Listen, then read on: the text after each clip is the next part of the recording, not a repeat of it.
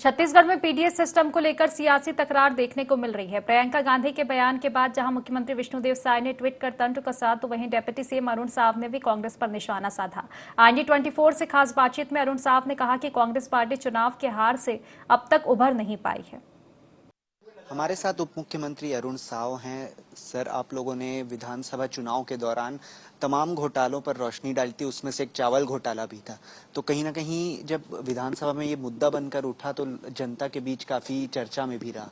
अब एक बार फिर से कहीं ना कहीं ये मुद्दा उठ रहा है लोकसभा चुनाव के दौरान, जहाँ पर कांग्रेस नेता कह रहे हैं कि 35 किलो जो चावल है वो दिया जाता था, अब की सरकार में उसे घटा दिया गया है। तो इस बयानों को कैसे देखते हैं, क्योंकि फिर से वही मुद्दा उठ रहा है। कांग्रेस पार्टी झूठ बोल रही है, भ्रम फैला रही है।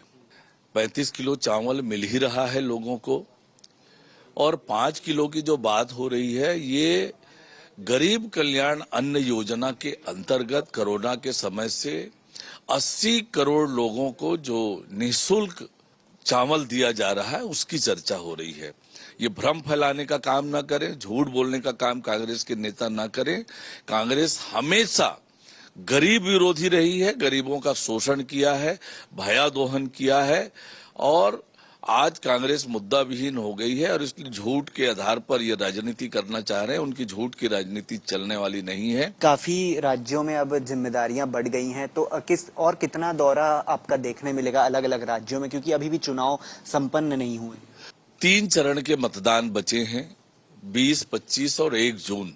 पार्टी ने जहां जहां जिम्मेदारी दी है वहां जाकर पार्टी के पक्ष में काम करना है, और हमारे छत्तीसगढ़ के कार्यकर्ता उड़ीसा, झारखंड, बिहार, हरियाणा ऐसे कई राज्यों में जाकर वहां के पार्टी के कार्यकर्ताओं के साथ मिलकर पार्टी के पक्ष में प्रचार कर रहे हैं, और निश्चित रूप से उत्साहजनक खबरें सभी जगह से आ रही है। अंतिम सवाल रहेगा, जैसे आपके नेता अलग अलग राज्यों में जा रहे हैं तो कांग्रेस के भी नेता जा रहे हैं, पर ऐसे कई चेहरे हैं जो चुनाव में इस बार हार गए थे, तो क्या लग रहा है कि उनको भी जिम्मेदारी दी गई है, कुछ प्रभाव पड़ेगा उनके चेहरों का?